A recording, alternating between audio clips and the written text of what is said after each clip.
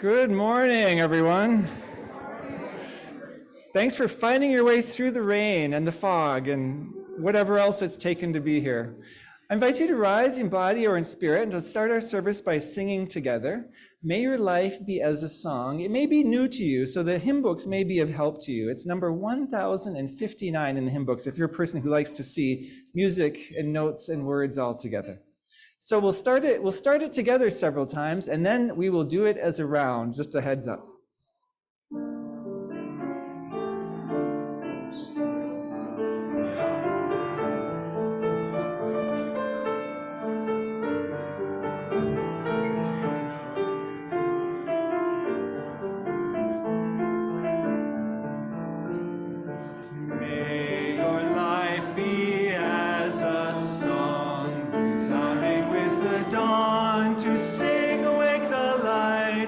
Softly serenade the stars, ever dancing circles in the night. That's the whole song.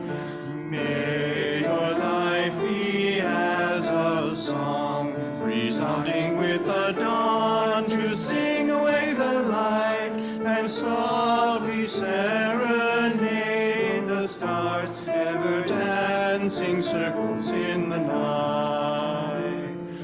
May your life be as a song, resounding with the dawn to sing away the light, and softly serenade the stars, ever dancing circles in the night. May your life be as a song, resounding with the life be as a song. The softly serenade the stars, ever dancing circles in the night. May your life be as a song, resounding with the dawn to sing away the light, and softly serenade the stars, ever dancing circles in the night. Dancing circles in the night. All together.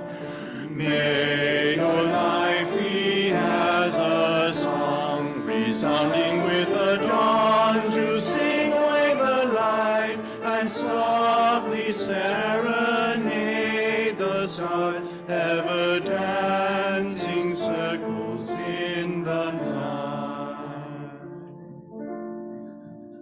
Well done, well done. Now would be a great time to manage our cell phones and devices. I've been getting texts all morning from my family in Michigan, so I'm going to make sure it's not going to ding for a while. That's so we can be present to each other. I invite you right from where you are, and without saying a word, to greet each other with your eyes and faces and expressions. So to look around you at who's with you, without saying anything, just greet each other.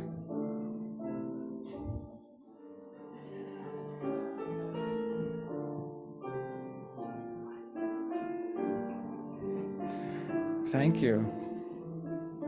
You are not alone this morning. True? You're not alone this morning. Our land acknowledgement today is offered by Alan Weisberg.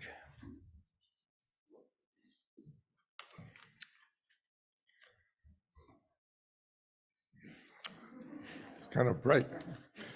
My first time up here, so yeah. These acorns remind us that we meet here on Nisenan land, that the history of this land and its people continues to shape this community, that we support the Nevada City Rancheria Nisenan tribe in efforts to stabilize their people and to restore their tribal sovereignty through federal recognition, and that our deepest well-being is bound to the tribe's well-being.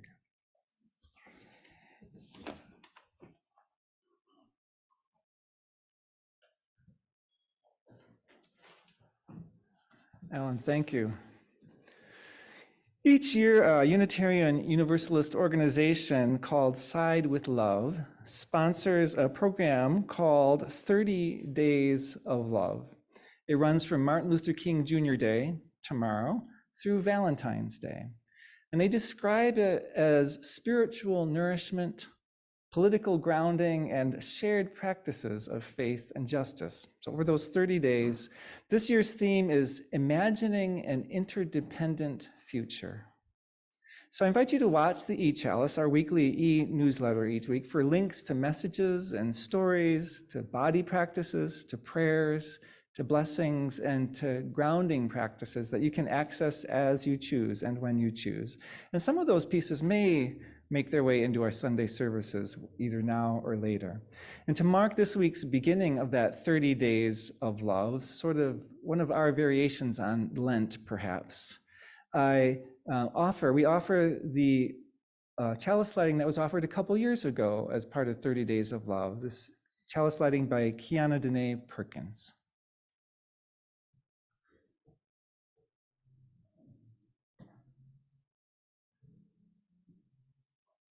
Before we know the light of community, we know the light of self. We gather whole and holy in the dark. We dance with shadows. We move to a single beat. In the small stillness, we are listening for answers. What is love? What attracts? What affirms our truest self? And we let that beat grow into a thunder so loud the darkness cannot hold it. We come into the light. We come into the light of community. Where the heartbeat band joins the orchestra, which is joined by a choir, and our world becomes ever expansive. We find answers. We understand that love is beautiful in all of its variations. We move toward the dance floor, full of energy and grace. We come into, around, and over the rainbow. We know who we are. We engage with our hands, head, and heart, and we make this place a home. May the sacred light of community guide our time together.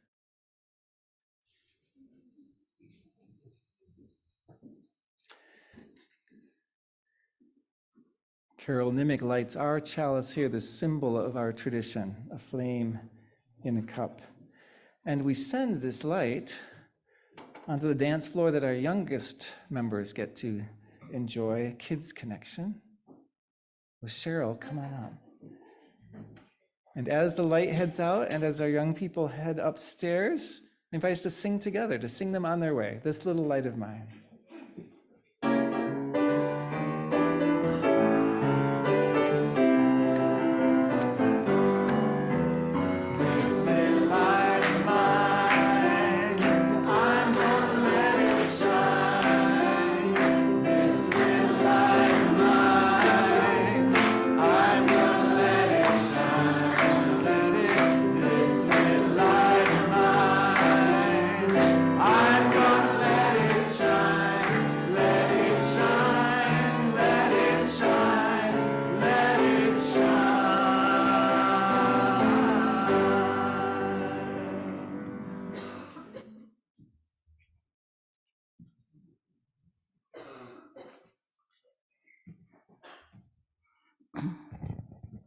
Good morning, and welcome to the Unitarian Universalist Community of the Mountains.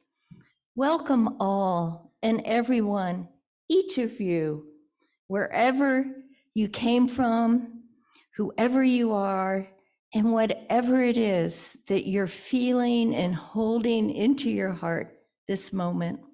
A warm welcome is extended to you. And thank you for coming. My name is Carol Nimick, and I'm the worship associate this morning. Welcome also to the new year, which possibly might ring in new beginnings. Often resolutions are made this time of year that ultimately clinch us with disappointment rather than us clinching them. Is there a way to hold on to our intentions, manifest desired goals, and find a way that is free of imposed expectations? A path that might be filled with joy and love. Might it start with loving kindness and self-acceptance? Can we find a warm welcome within our hearts for our hearts?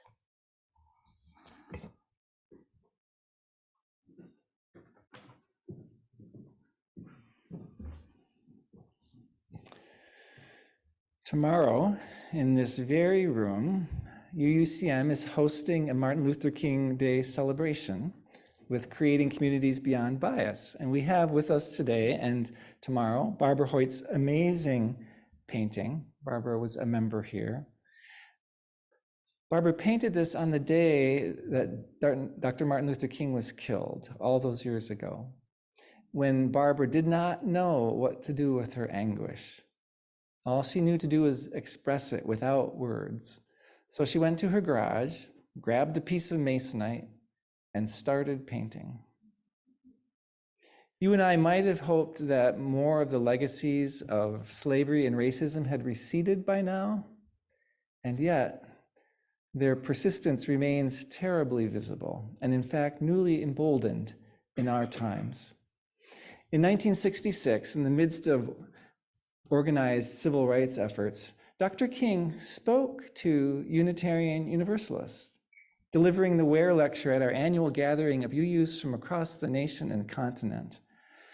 Dr. King spoke in that speaking to us of the story of Rip Van Winkle, saying, "The most striking thing about the story is not merely that Rip Van Winkle slept 20 years, but that he slept through a revolution, the American Revolution." You may remember that when he goes up into the mountains, it's King George's picture that's up. And when he comes down, it's George Washington's picture that's up. King continues, while he was peacefully snoring up in the mountains, a revolution was taking place in the world that would alter the face of human history. Yet Rip knew nothing about it. He was asleep. One of the great misfortunes of history is that all too many individuals and institutions find themselves in a great period of change and yet fail to achieve the new attitudes and outlooks that the new situation demands. There's nothing more tragic than to sleep through a revolution. And there can be no gainsaying of the fact that a social revolution is taking place in our world today. The great question is, King finishes, what do we do when we find ourselves in such a period? Don't sleep through the revolution, he told us, UUs, in 1966, and a whole lot of times since then, and this morning. Though there are new and many layered dynamics running through the ongoing flows of humanity, King's great question remains. What do we do when we find ourselves in such a period? When the situation demands new attitudes and new outlooks? I don't have the answers, of course, and it's tempting to stay warm and cozy in bed. And none of us can do it alone, but together, let's not sleep through whatever revolution is unfolding, even now. So may we be.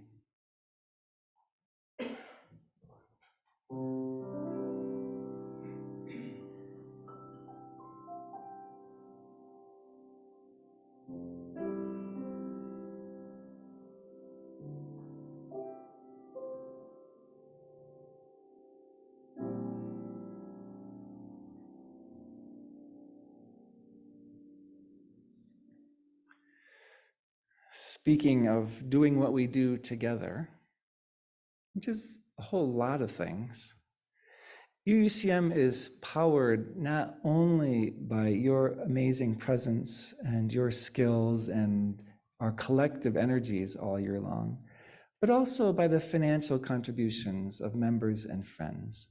Money can be a sticky topic, and yet when we avoid it, we avoid talking about something important to the power that we have in the world and with each other.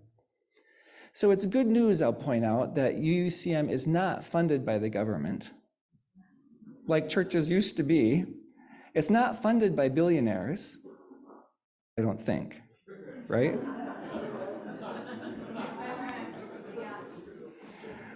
Or by a sales tax, but is instead funded by your own caring ownership and generosity and commitment. That's what runs this place, nothing else.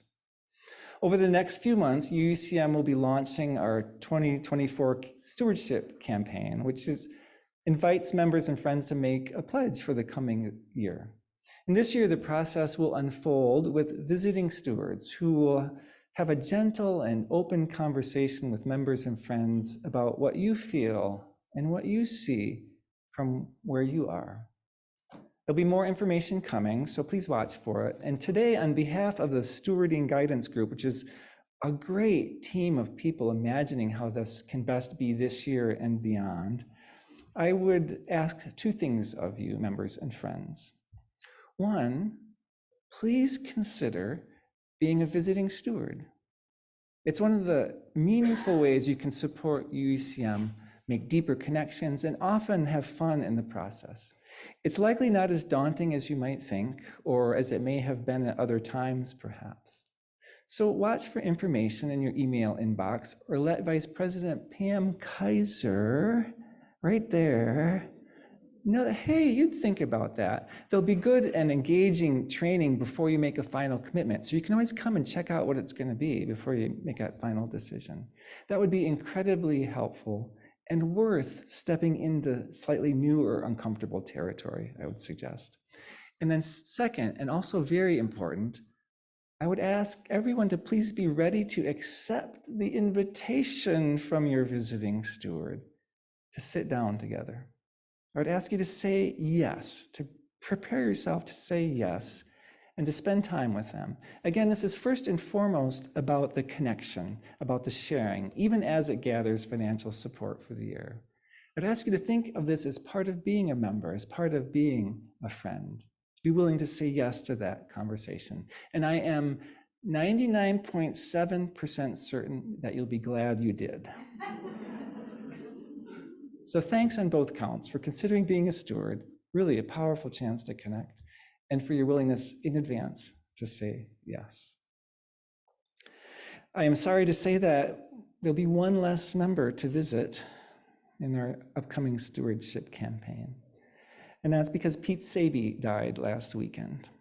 I had shared via email that we had been playing string trios with him, Claire Miller and I, on Friday, and it looks like he died sometime Saturday afternoon. Pete and his late wife, Judith Ellen, were both very, very adamant that they didn't want a memorial service. They were very clear about that, which is a loss for us. But some members here, I think particularly members of the arts and aesthetics group, had the idea of creating a bulletin board. So this will be developing in the chanting room, the ramp room down the hall, a bulletin board to Pete Saby, to write your notes of love and appreciation and care, and we'll be sending those to the family afterwards. They know about it. So that will be one of the ways we'll acknowledge Pete. And I would invite us in the moment to call out a few adjectives that you would apply to Pete Saby, those of you who have known him. How would wise, smart, kind, caring, joyful, cheerful, a great hugger, humble. Oh, so many good possibilities. Available, active listener, rabble rouser, says the choir director.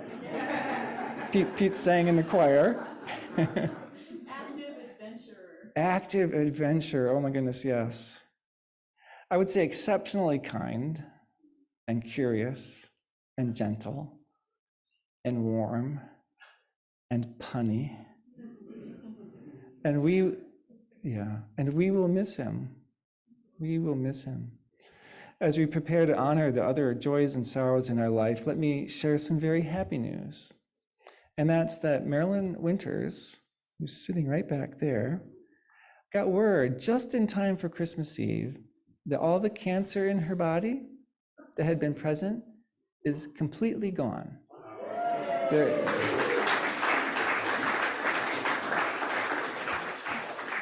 is no sign of it. So I say this all the time, right? Joy and woe woven fine through every one of our days. And here we are. People being killed in Gaza, people in Ukraine still suffering, people also doing marvelous, beautiful, loving things in the world, all wrapped together. In this weekly ritual, I invite us to be still, to center on our own awareness for a time, to lift up our prayer, if that is our practice in the silence, to be present to each other, as some people choose to come and take a stone and to place it in the bowl of water to honor what we're carrying. As people on Zoom, welcome, type into the chat some of what they carry.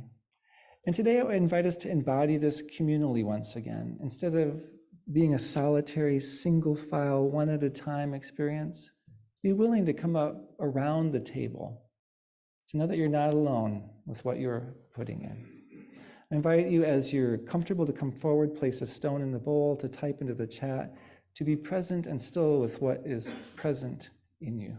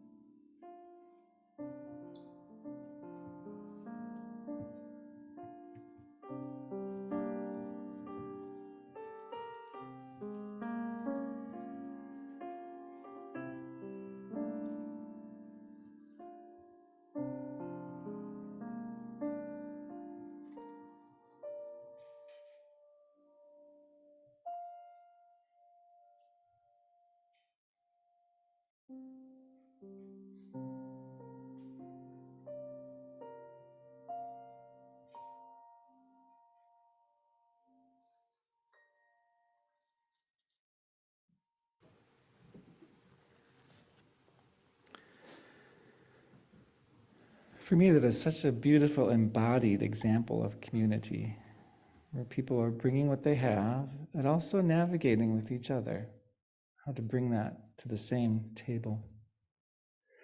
For our prayer and our meditation today, I invite us to sing a song that was very important to Pete Saby and to Judith Ellen. In fact, they wrote additional lyrics to the song. We'll sing one of those extra verses today. So with all that you're holding in your heart and mind, and the weariness that the world can invite, or the fear or the terror, in all its complexity, here's an invitation to center back in what's most important, and what grounds us, to what is at some level simple, not easy, but simple. I invite you to rise in body or in spirit, even if you're at home, and to sing.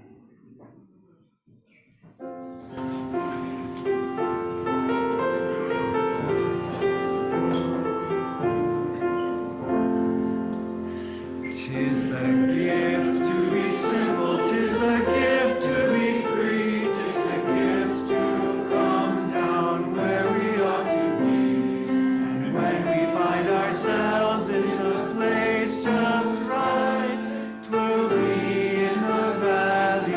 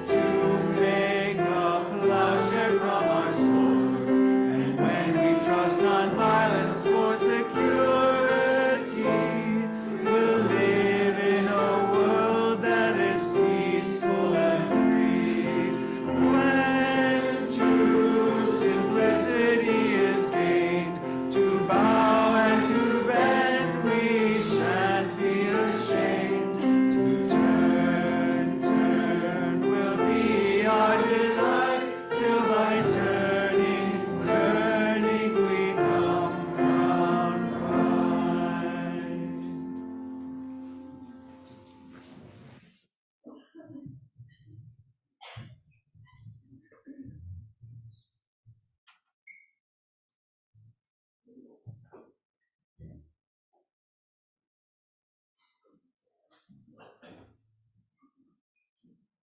Almost missed my cue. I'm going to read a poem by Rochelle Lamb. Whew. The poem is, May you fall madly in love this year, in love with someone who unhinges your tired trajectory. In love with a spouse of several years who might be aching for lightning. In love with demanding children and crazy relatives.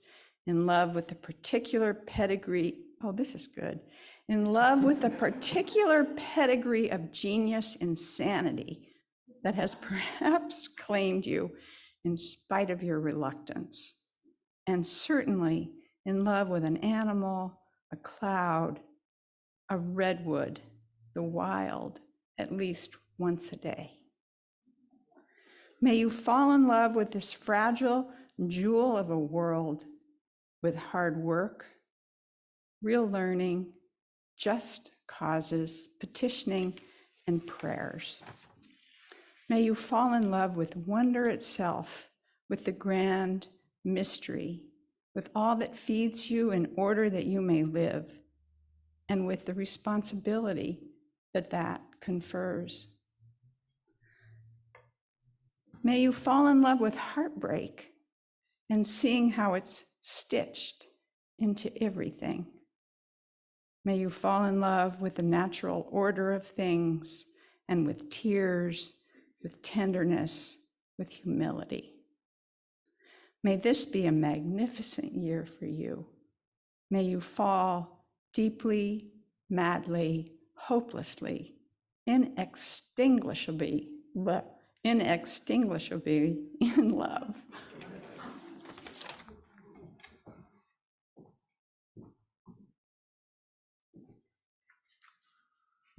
I love that poem. When I was quite young, maybe 5 years old or so, I wanted to make a paper heart, probably for a card for my parents, or maybe to practice something I had learned in kindergarten. So I found a piece of red construction paper.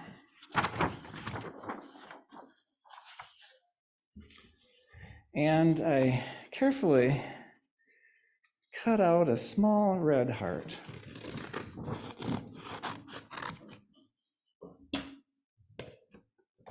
A rather nice red heart, I thought. I was quite pleased.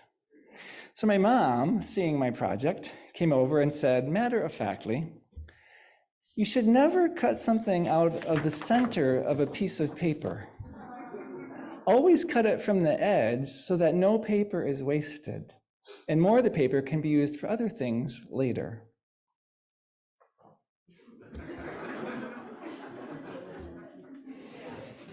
The fact that I still remember this so strongly is perhaps the most telling piece of this story. It represents 1,000 similar stories.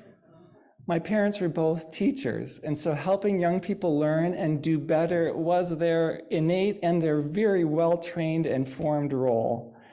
Since my dad taught at and was later principal at our small Catholic grade school, my brothers and sisters and I were quite literally graded by our father at school, red ink and all, and not unkindly, but with not only his high personal standards and his very high parental standards, there was also an additional layer of care and expectation of us, lest he be perceived as advantaging his own children over the other students.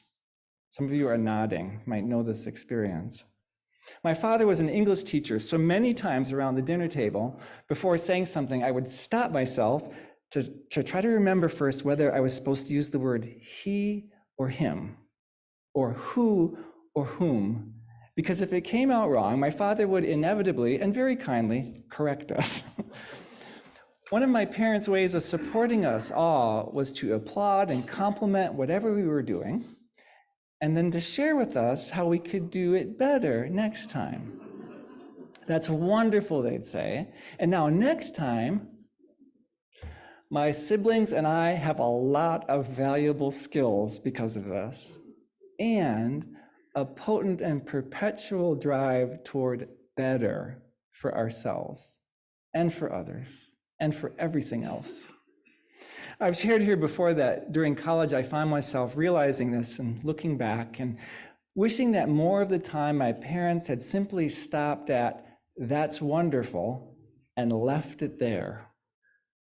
Because by college age, I had taken in that voice and made it my own. And it played and plays inside me, whether I'm consciously aware of it or not. Today, in this season of New Year's resolutions, I thought it might be a perfect time to look at the perfectionist impulse and the be better impulse in each of us, using the launching pad of the Enneagram's point 1. This is the part of us that feels driven to be good, to be right, to avoid mistakes, to improve ourselves and others, to have our impulses live up to high ethical standards, and to want to influence the world around us for the better. Sound like part of you, anyone? Maybe a really big part of you? For those who are new to the Enneagram profiles 9 key patterns in how people interpret the world and how we manage our emotions, helping us understand why we make the choices we do, so that we have more choice about them. I'm drawing on the Enneagram in my own life and studying it so that I can be of greater service to you, so I can help it be of service to you. It's important to point out, because a lot of people don't like typing systems, right? That this is not about self-improvement. The point of the Enneagram is about self-acceptance. It's not about changing who we are, it's about coming to terms with who we are. Now, the Enneagram 1 in each of us is going to have a hard time making that distinction. What's the distinction between accepting yourself? Is that the goal?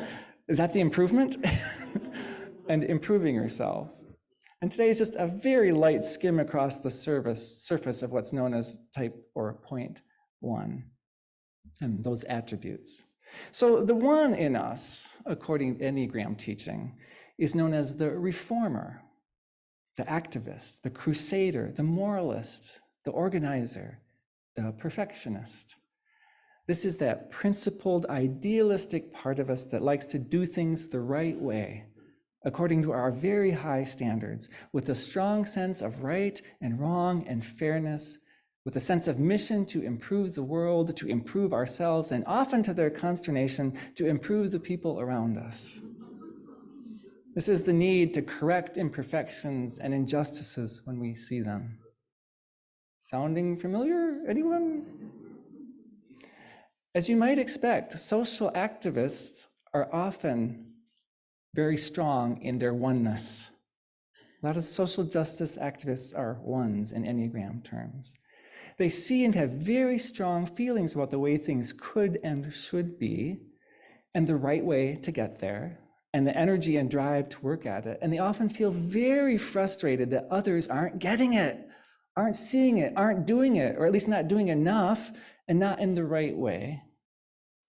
There's a researcher who is looking at the environmental movement, and she said one of the big failures of the environmental movement has been to expect everyone to do the same things. To expect everyone to recycle, everyone to march, everyone to write letters, everyone to do all the same things, when in fact people are very different and they're not bringing their best gifts to what might support healing the environment. So people in whom these point 1 qualities are especially strong, are sticklers for rules often and pay close attention to detail.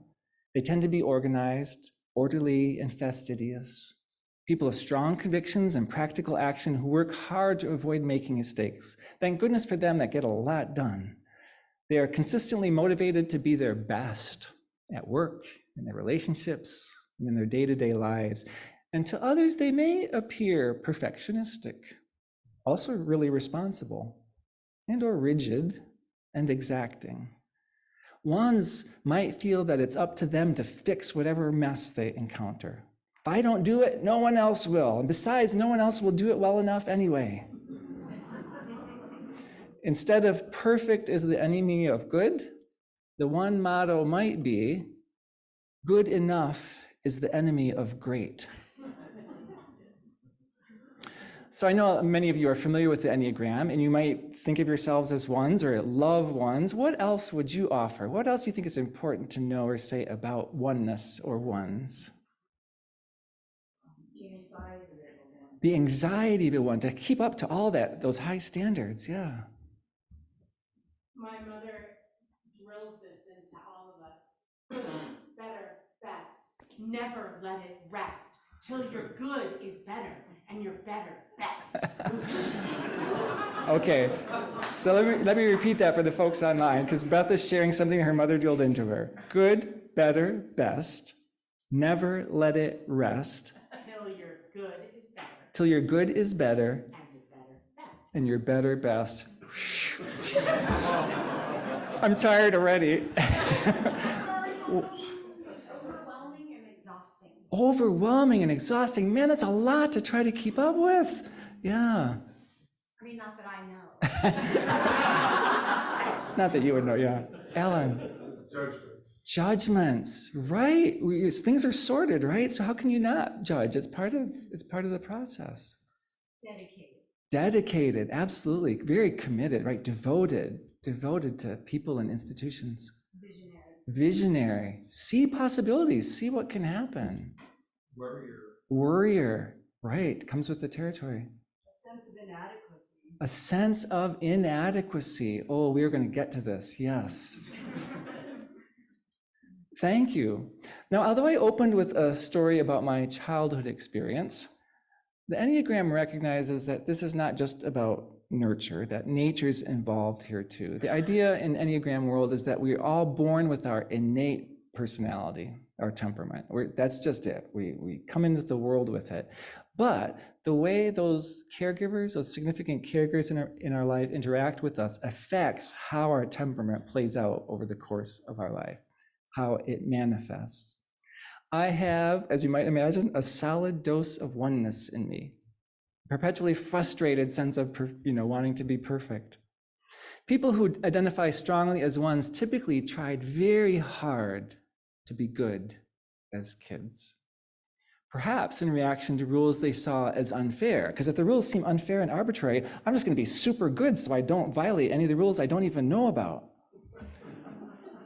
Perhaps they've taken in the message that from their significant caregivers that the only way they're going to be loved is if they behave well, right? If they're good. Might have taken in the message that good behavior is just assumed and expected and taken for granted, not ever mentioned, but bad behavior and impulses are judged negatively and punished. They learn to try to get love and a positive sense of themselves by being super responsible and conscientious, by doing things the correct way, by meeting their own high internal standards and following the rules. In fact, by surpassing the rules and doing more than is expected so that no one could catch them in error. A strategy that might not only get some positive attention and might avoid punishment, but also that helps convince themselves of their own worth, that might soothe the worry that beneath it all, they really aren't good enough. That in fact, maybe are even bad, certainly imperfect. Though they're often frustrated and angry that people in the world don't live up to their standards, ones and the one in us suppresses that frustration and anger because frustration and anger aren't acceptable. They aren't good emotions, right? So we can't have those. So a one is in a constant bind. And the oneness in us is in a constant bind, wanting more than anything to have integrity, right? To be whole, but feeling a need to split off and bury certain urges and feelings that aren't on the approved list. So we end up split when what we really want is to be whole. And in fact, when what we really are is whole, if we could recognize it. Ones have a potent and often unrelenting inner critic that they try to escape or outrun by being perfect. That's how I'm going to stop that voice. I'm going to be perfect, and then it will stop. But it never stops. As hard as one's very high standards and expectations can be on others, that is nothing compared to how hard their high standards and expectations are on themselves. I see nods. Anyone? You or people you know? The country named often as a type 1 country is Switzerland. The streets are astoundingly clean, I have to say. The nation conveys an image of perfection, right? That's the outward presentation, and that's not by accident. Switzerland is where the religion of Calvinism, that form of Christianity, in all its severe oneness and right and wrong and exacting rules, that's where Calvinism had such a strong hold. It's no wonder Switzerland has this aura. Some famous ones, people suggest, Ruth Bader Ginsburg and Sandra Day O'Connor. No surprise that a justice would be a one, right? Gandhi, Martha Stewart, Brene Brown, Steve Jobs, Nelson Mandela, Mary Poppins, Hermione Granger, Venus Williams, Morgan Freeman, Elsa from Frozen, Ralph Nader. Now, some people claim that Martin Luther King Jr. was one, and he has a lot of oneness, but I think what they're latching onto is his I have a dreamness, that narrow piece of Martin Luther King. When you look at the totality of what he said and how he lived, he's much more eight. There's much more out there for the eight. But he has a lot of oneness, right? That vision of what can be. Now, for all our tradition's efforts to leave behind all that severe religious, rigid right and wrong and inflexible expectation of Calvinism 300 years ago, the Unitarian strand in our tradition's DNA has its own very strong one streak that we can still recognize. A drive to do the right thing and in the right way, which we know, we think we know better than others. A drive to improve the world and the people in it, including ourselves. We so often think we've left something behind, and all we did was translate it into a new day.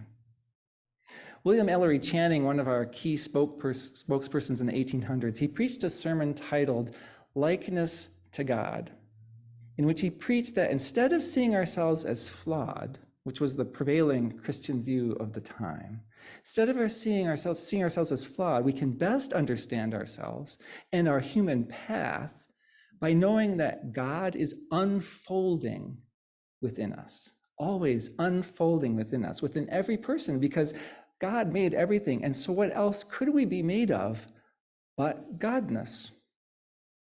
He preached that the human journey is a journey to become ever more explicitly full of Godness, to become ourselves ever more like God, right? We take on the attributes of God over time. Now, some of us will be understanding this as becoming ever more full of goodness rather than Godness. But that translation step is a lot smaller a shift than you might think, right? What's the ideal, and are we headed toward it? Now, Channing expressed a Unitarian vision of humanity as on an ever upward path, right? We're going to keep improving. Eventually, we're even going to be perfectible, at least as an ideal. It's a very high standard for humanity. It also holds God to a very high standard. Humanity, he preached, would gradually take on more and more of the ideal qualities inherent in God, already inside us, just unrealized, waiting to unfold Our job is to let it unfold. Our job is to help it unfold. And whether today we hold a personal vision of godness in us or goodness in us, it still tends to be an optimism we Unitarian Universalists live by. Maybe even without realizing it, that humanity will keep improving. We among humanity will keep improving. And so whenever humanity appears to us to be headed in the other direction, like during World War I or World War II, or like now, perhaps, appears to be going the wrong direction. Every time that happens, because we're so set on this, we come to an unsettling crisis of faith. Wait a minute, I thought we were headed this way, the right way, and we're forced to recalibrate our expectations. In fact, to right size our expectations, to come to terms with what is, not to let go of ideals, but to put them in balance with the truth, with the reality of our lives and the world. So what's a one and the one in us to do with all this at the edge of this new year? Now this is super tricky because it's so hard not to make anything an improvement job, right? Is our goal not to have goals? Is that the goal? We're already inclined, that oneness in us is already inclined to over-focus on self-improvement and getting things right. And when the deep emotional and spiritual truth is, in fact, that the one that we've lost sight of is that we're already worthy.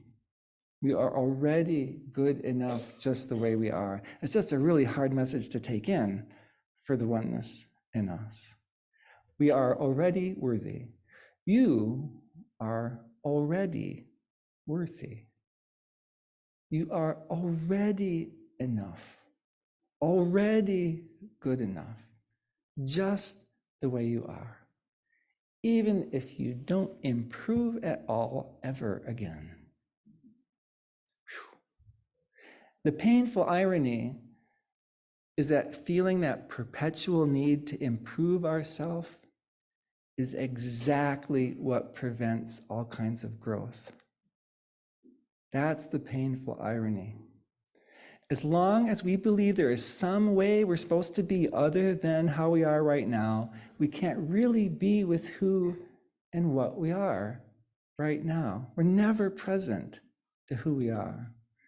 This is one of the reasons I invite us to travel with the word for the year rather than to make a New Year's resolution that might get in the way more than it helps.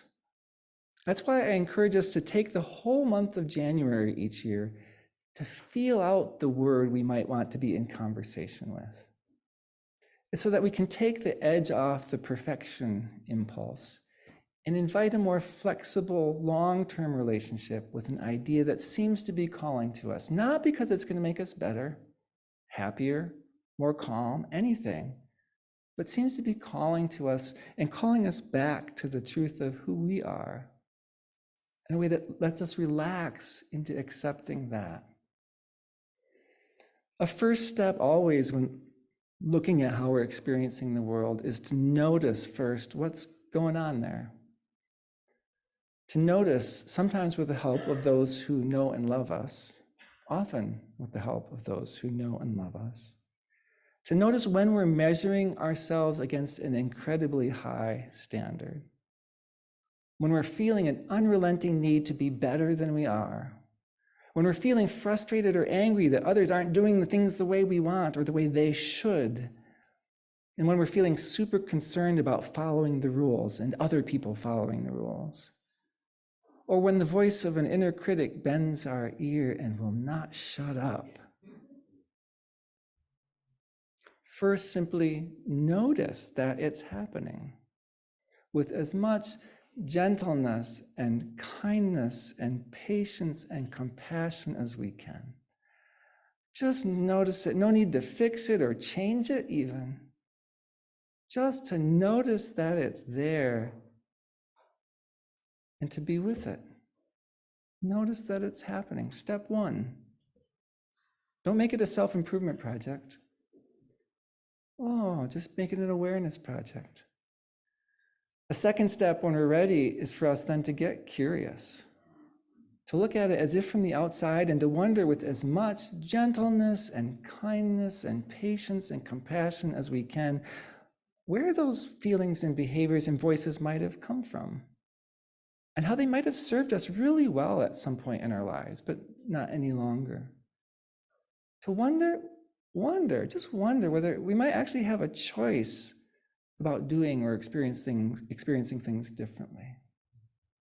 To get curious with no need to fix or change, or to practice simply getting curious about what's going on in us and why. For the one in us, those two things, noticing and getting curious, that's a lot. That's a lot already. Accepting that imperfection is okay, that imperfection is inevitable, that good enough is good enough, that there are many right ways to do things, that it's possible to be okay with things as they are, these are important. But if the one in us is strong, those are too difficult to tackle right away, right? They're so against that drive toward improvement. So the starting place, if that's difficult, is the noticing and getting curious and finding a whole lot of compassion for what we find, compassion for ourselves. In fact, if you're a strong one, the journey begins with simply being a little less hard on yourself. There's a goal. There's a project. Be a little less hard on yourself. And that is no small thing. And if doing that is hard, here's a suggestion from Beatrice Chestnut. She says that one of the really touching things about ones is just how hard they try. No one tries harder than ones to be good people. Nothing in us tries harder than the oneness in us to be a good person. So if you need a starting place, she suggests start there with giving yourself credit for how much effort you put into all the things already.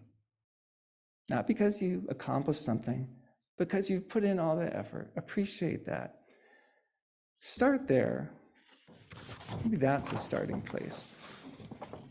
And entertain the thought, even for a moment, that all you do and all you are is already enough. Already enough. So may it be. So may we be.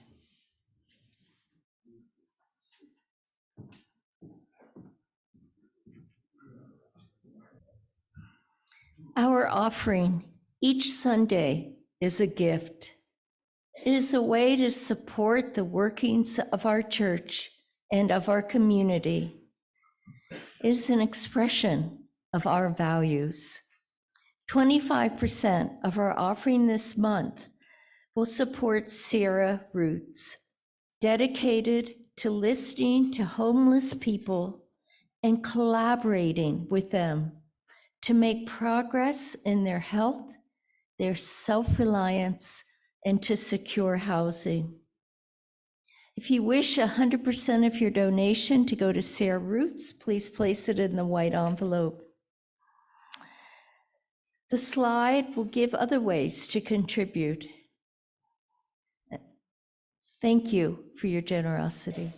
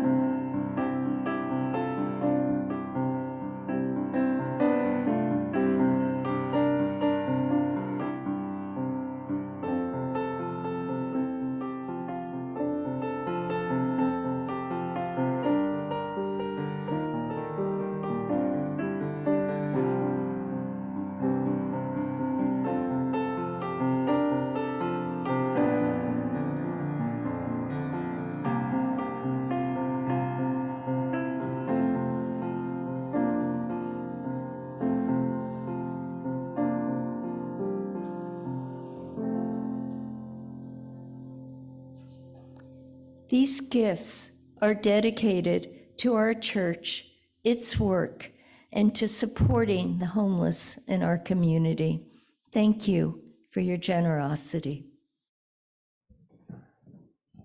Speaking of imperfect, so this morning, here were Cypress and Andy getting ready and realizing something was not working right with the computers and getting Siobhan on the phone and then calling Bob Miller, who came in to help sort it out.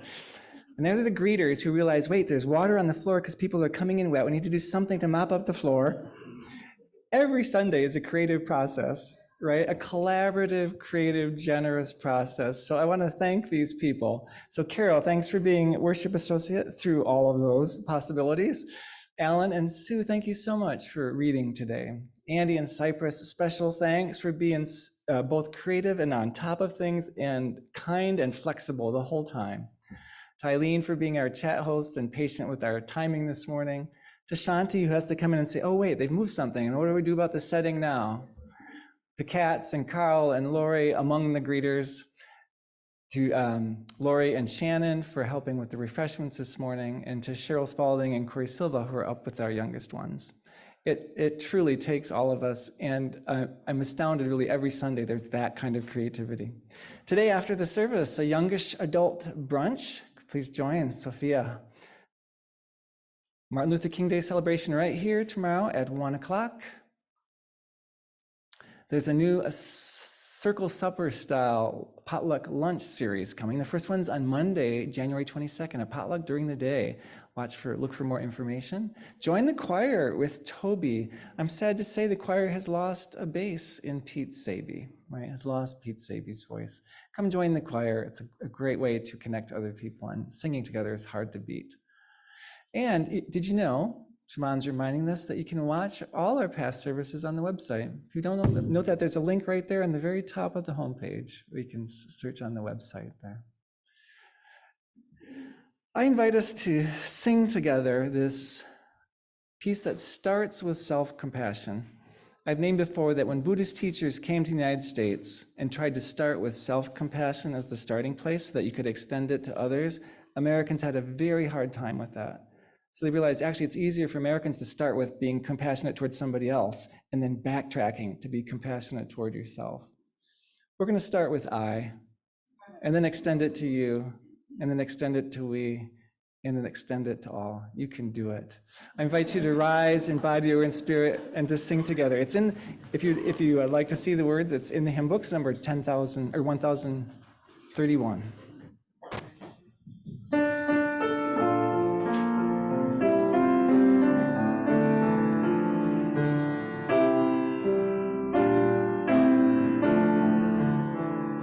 May I be filled with loving kindness.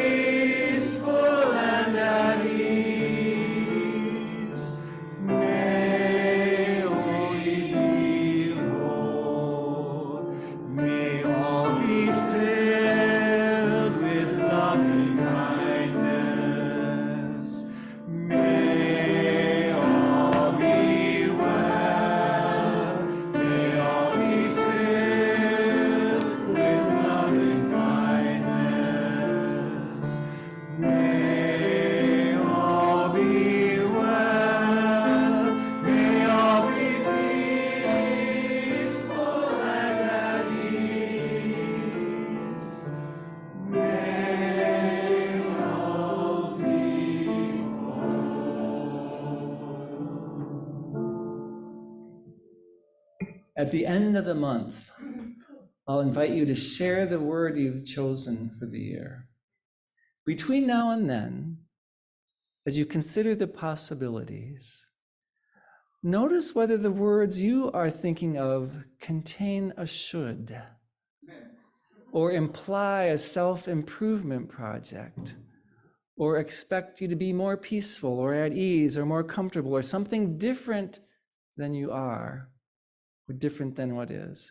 And consider the possibility of a word that doesn't have any expectation of you being more or better or different than you are. A word to journey with for the year that might accompany you with the spirit of compassion and kindness and knowing acceptance of who you already are. My hope for you, back to Rachel Lamb's wisdom, is that you fall madly in love this year. In love with someone who unhinges your trajectory. In love with the particular pedigree of genius insanity that has perhaps inspired you in spite of your reluctance and certainty. May you fall in love with this fragile jewel of a world as it is. In love with wonder itself, with the grand mystery, in love with heartbreak and seeing how it's stitched into everything.